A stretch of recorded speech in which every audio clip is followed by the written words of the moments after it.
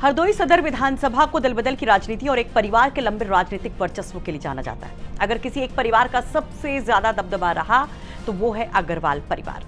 यहाँ चुनाव में दल बदलते रहे लेकिन सत्ता से इस परिवार का रिश्ता नहीं टूटा। कांग्रेस हो, चाहे सपा हो, चाहे बसपा हो या फिर बीजेपी, लगभग हर बड़े दल के साथ इस परिवार ने राजनीतिक संबंध बनाए और जीत भी हासिल की। यहाँ अब तक जनसंघ और बीजेपी 2022 में जब पहली बार बड़ी सफलता हासिल करती है तो उम्मीदवार वही चेहरा होता है जो पहली सपा से कई बार चुनाव जीत चुका होता है।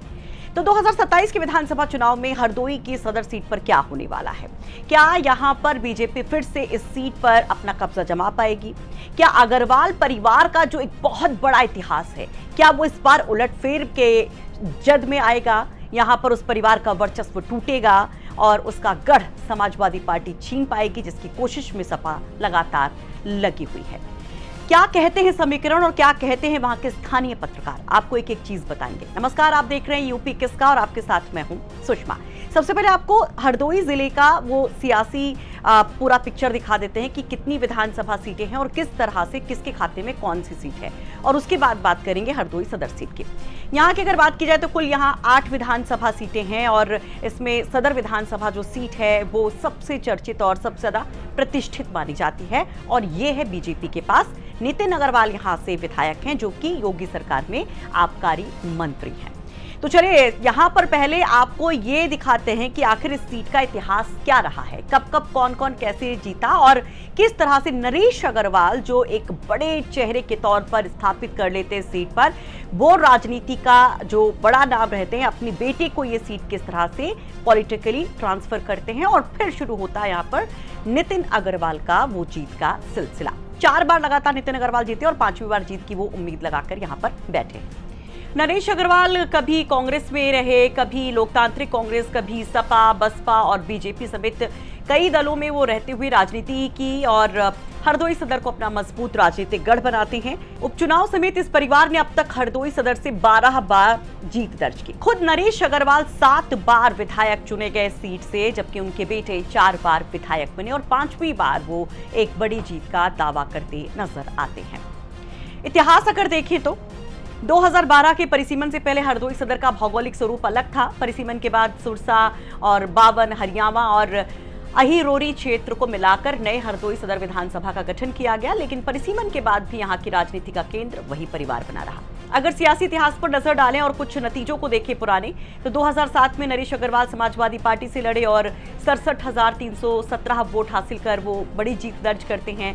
लेकिन मई 2008 में नरेश अग्रवाल विधानसभा की सदस्यता और सपा छोड़कर बसपा चले जाते हैं और हरदोई सदर की सीट अपने बेटे नितिन अग्रवाल को सौंप देते हैं। नरेश अग्रवाल के बसपा में जाने के बाद इस सीट पर जब उपचुनाव होता है तो नरेश अग्रवाल अपने बेटे नितिन अग्रवाल को बीएसपी के सिंबल पर मैदान में उतारते हैं और इस उपचुनाव में भी नरेश अग्रवाल की ही जीत होती है क्योंकि उनके बेटे नितिन अग्रवाल एक बड़ी जीत दर्ज करते हैं। नितिन अग्रवाल करीब 65,533 वोट पाकर के विधायक बनते हैं। लेकिन एक बार फिर से स्थितियां बदलती हैं 2012 चुनाव के पहले। परिसीमन के बाद बहुत सारे समीकरण बदल गए होते हैं 2012 चुनाव को लेकर। 2012 चुनाव की सरगर्मी बढ़ी होती है। इन सब के बीच में एक बार फिर से समाजवादी पार्टी में वापसी होती है नरेश अग्रवाल की। बसपा छोड़ करके दिसंबर 2011 में वो फिर से समाजवादी पार्टी में आते हैं और एक बार फिर से उनके बेटे यहाँ पर चुनाव मैदान में नजर आते हैं। 2012 के चुनाव में नितिन अग्रवाल का सिंबल बदला था, समाजवादी पार्टी की तरफ से वो मैदान में थे और एक बड़ी जीत दर्ज करते हैं। इस बार करीब 1,10,063 वोट उनको मिले थे और ये एक बहुत बड़ी जीत थी नितिन अग्रवाल की। कहा गया कि सपा के साथ उनका समीकरण बहुत ज्यादा मजबूत दिखाई दिया। नरेश अग्रवाल की सपा में वापसी के बाद बम्पर वोट उनके बेटे को मिला। लेकिन उसके बाद जब फिर से चुनाव होते हैं 2017 के, फिर से सपा की तरफ से नितिन अग्रवाल ही चुनाव मैदान में होते हैं और फिर से उनकी जीत होती है। इस बार करीब 97,735 वोट उनको मिलते हैं, जबकि बीजेपी के राम बख्श सिंह को 92,626 वोट मिलते हैं। यानी कि काफी कड़ा मुकाबला था बीजेपी उम्मीदवार और नितिन अग्रवाल के बीच में। बहुत ज्यादा अंतर नहीं था जीत हार का और ये कहा गया कि 22 में मुश्किलें बढ़ सकती हैं नरेश अग्रवाल और उनके बेटे की, क्योंकि 5,000 से कुछ ही मतों से जीत हासिल हुई थी नितिन अग्रवाल को। लेकिन ये वो चुनाव था 2017 का जब सपा सत्ता से दूर हो जाती है और बीजेपी की सुनामी नजर आती है। क्योंकि नरेश अग्रवाल को मौसम वैज्ञानिक कहा जाता है सियासी तौर पर कि जब कोई पार्टी सत्ता में होती है या उसके होने के आसार होते हैं तो नरेश अग्रवाल उसकी तरफ हो जाते हैं और एक बार फिर से वैसी स्थिति देखने को मिली 2022 के चुनाव से पहले। एक बार फिर से पाला बदलते हैं नरेश अग्रवाल और इस बार वो शामिल हो जाते हैं बीजेपी में।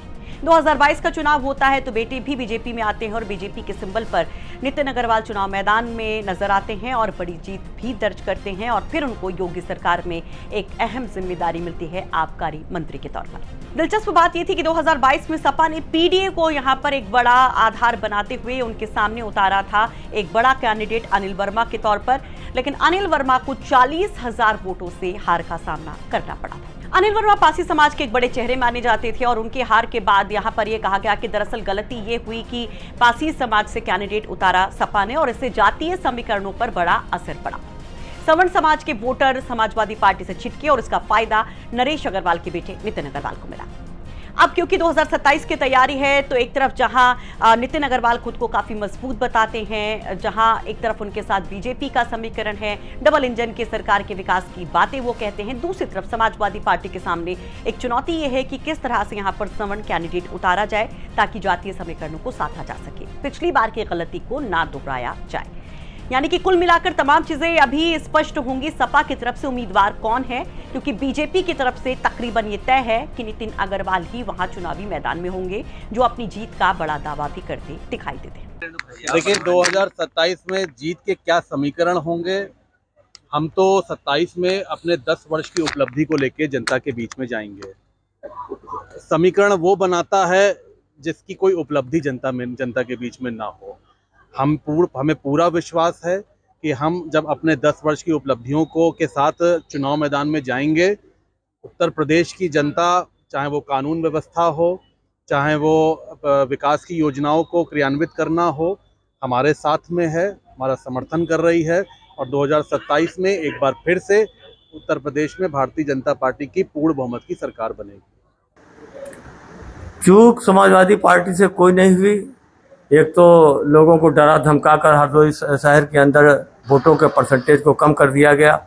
वोटों के परसेंटेज कम होने के कारण समाजवादी पार्टी का वोट कम गिरा, वोटों की खरीद फरोख्त ज़्यादा कर दी गई, वोटों को लालच देकर वोटों को भरमाने का काम किया गया, इसलिए थोड़ा सा वोट भटक गया और समाजवादी पार्टी को जितना वोट मिलना था उतना पाया और उससे ज़्यादा पाते, लेकिन कुछ वोटरों को धमकी मिली तो वोटर मुसलमान वोट था, हटोई का परसेंटेज डाउन हो गया, 25-30% रह गया, जहाँ 70-80% जाना था वहाँ कम हो गया। अब की बार तो ये तैयारी है कि हमारा पहले से हर बूथ पर हमारा एजेंट बन गया है, हमारे लोगों की तैयारी पूरी हो गई है। जिस तरीके से पीडीए का काम होना चाहिए था, पीडीए पे हमारा पूरा काम फोकस हो गया है। सब तरीके का हमारा कैंडिडेट जो है, प्रत्याशी जो है, अभी जिसको जो अपना टिकट मांग रहा है अखिलेश पाठक, वो घूम रहे हैं शहर के अंदर, उन्होंने होर्डिंग लगाने का काम किया। सरकार की जो योजनाएं थी उनको बैनर पोस्टर के जरिए बताने का काम किया और जो हमारी और सरकार बनने पे जो हमारी योजनाएं होंगी उनको बताने का काम हमारे लोग कर रहे हैं। हालांकि सपा के सामने एक बड़ी चुनौती वहां पर संगठन को लेकर भी है। अभी कुछ दिन पहले आपने देखा कि किस तरह से वहां पर जो सपा के जिलाध्यक्ष थे उनका एक ऑडियो वायरल होता है और उसके बाद उनके ऊपर कार्रवाई की जाती है और पूरी कार्यकारिणी को ही सपा की वहां पर भंग कर दिया जाता है।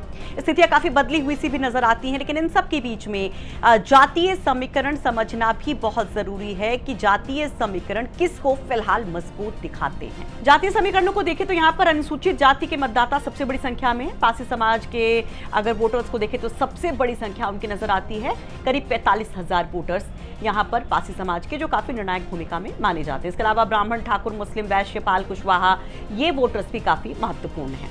यहाँ कुल वोटर्स की संख्या लगभग 3,39,000 बताई जाती है, जिसमें 85,000 के करीब अनुसूचित जाति का वोटर बताया जाता है।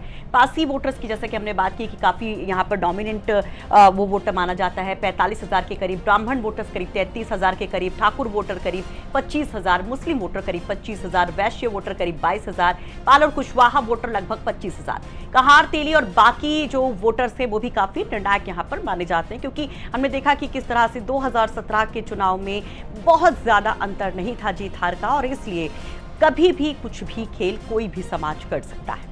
लेकिन क्या वाकई में जातीय समीकरण या फिर उस परिवार के वर्चस्व के आगे सपा यहां पर कहीं स्टैंड करती है, कितनी मजबूत नजर आती है या नहीं नजर आती है, या फिर मुद्दों की बात होगी। यहाँ स्थानीय पत्रकार किस तरह से इस चुनाव को देखते हैं और उनकी नजर में फिलहाल अभी की स्थिति में कौन कितना मजबूत नजर आता है। देखिए, हरदोई अगर सदर की बात करें तो लगातार यहाँ पे भाजपा अपनी बढ़त बनाए हुई है और जो सपा है वो टक्कर देती है। तो कई इसको कहा जा सकता है कि भाजपा ही यहाँ पे बढ़ाएगी, क्योंकि भाजपा की जो नीति है लगातार जो है उस पे जो विधायक हैं, मंत्री हैं, उस पर काम कर रही है और लगातार भाजपा के जो है वो बढ़त बनाई हुई है। तो ये भी कहा जा सकता है कि सदर से वो भाजपा ही निकलेगी यहाँ से।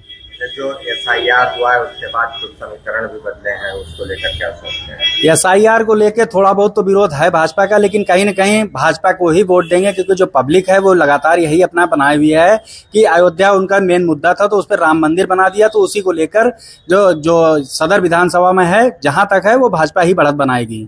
2027 में हरदोई सदर विधानसभा से कौन जीत रहा है और क्या समीकरण रहेंगे यहाँ? देखो, 2027 की अगर चुनाव की बात करें तो क्या समीकरण होंगे ये तो आने वाला समय बताएगा। लेकिन यहाँ जो माहौल इस समय दिख रहा है, एक तरफ भारतीय जनता पार्टी से जो वर्तमान विधायक हैं, आबकारी मंत्री हैं नितिन अग्रवाल, वहीं जो इनका विपक्षी खेमा है, अन्य अन्य दलों से लोग भी हैं और वो खेमा जो है एकजुटता जो है दिख रही है। ऐसे में ये दिख रहा है जो भी प्रत्याशी विपक्ष में आएगा पूरी मजबूती से चुनाव लड़ेगा। क्या समीकरण क्या रहेंगे? समाजवादी पार्टी के भी समीकरण चूंकि पहले यहाँ रहे हैं, समाजवादी पार्टी से नितिन अग्रवाल भी विधायक रहे हैं, इनके पिता भी समाजवादी पार्टी में रहे हैं। इसके अलावा इस समय की बात करें, वर्तमान परिस्थितियां जो है वो विपक्ष की अगर बात करें तो सबसे मजबूत विपक्ष समाजवादी पार्टी ही यहाँ पर है। और बाकी अभी बसपा ने चूंकि पत्ते नहीं खोले हैं, ना ही कोई प्रत्याशी की चर्चा है कौन आने वाला है, तो अभी तो यहाँ सपा और भाजपा के बीच ही लड़ाई दिखेगी।